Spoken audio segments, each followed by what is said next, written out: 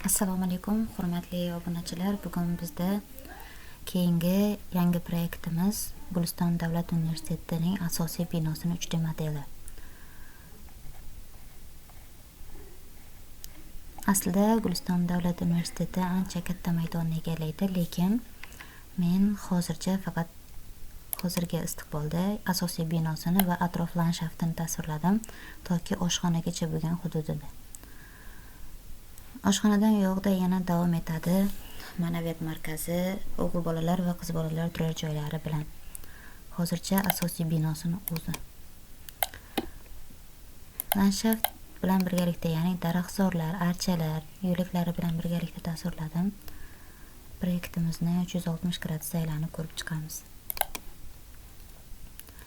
Katta loyiha bo'lgani uchun, hudud ham katta bo'lgani uchun texnik nosozliklar bo'lib turishi mumkin. Chunki modellar ko'p, bir-biri bilan uyg'unlashtirilgan. Orqadan va oldidan kirish eshiklari, stadionlar hamda alohida yo'laklar mavjud va mashinalar turar joyi ham.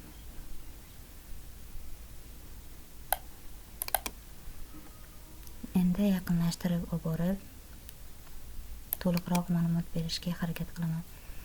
Asosiy binomiz uzunasiga 160 metrni, eniga qarab esa 19 metrni tashkil etadi. Xo'p, va binomizning orqa tomonida yana ikkita qo'shimcha binolar mavjud. Bular ikki qavatdan hamda sport zal, balandligi ancha baland bo'lgan sport zal ham tasvirlangan. Xo'p, bu binolarimiz uzunligi esa 88-96 ga 74 metr. Va ichki qismida ham kichik bir qavatli binomiz bor. Bu 13 metrga, yo'g'i eniga qarab 17 metr. Bular orasidagi masofalari.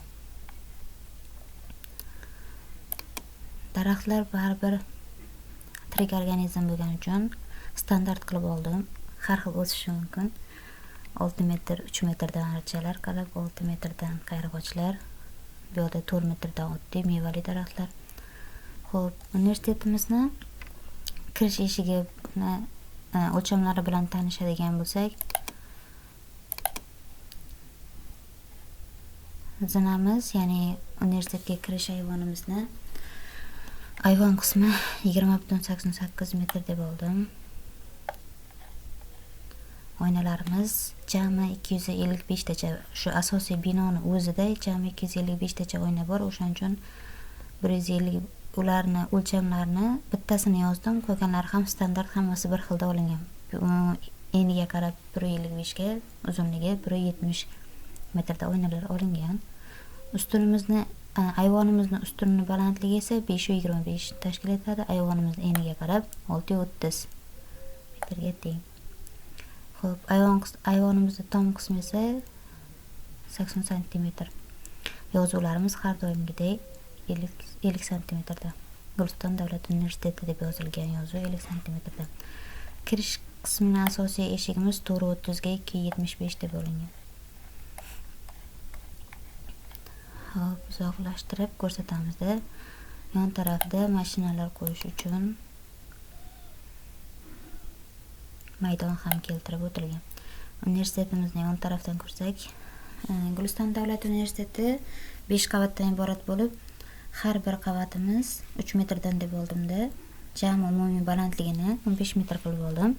Poydevor qismi 1 metr balandligiga, eniga qarab 16 metr.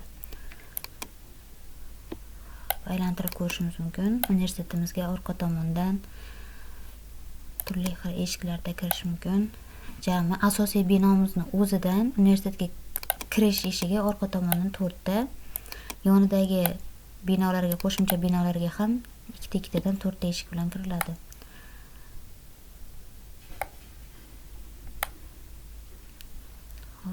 Bu qismi bilan tanishdik. O'ngdagi binomiz balandligi 7 metr, ya'ni sport zal qismi tasvirlangan joy 7 metr. Bu yoqdagi pastki qism bir qavatli qavat esa 370 dan, ular orasidagi masofasi 622 metrni tashkil etadi. Sport zal esa eniga qarab 20 metrga teng. Bu binomiz ham eniga 20 metr, ya'ni ma'ruzalar zali joylashgan qismimiz 20 metr. Ular oldidagi bir qavatli esa 5 metrga teng. Eni.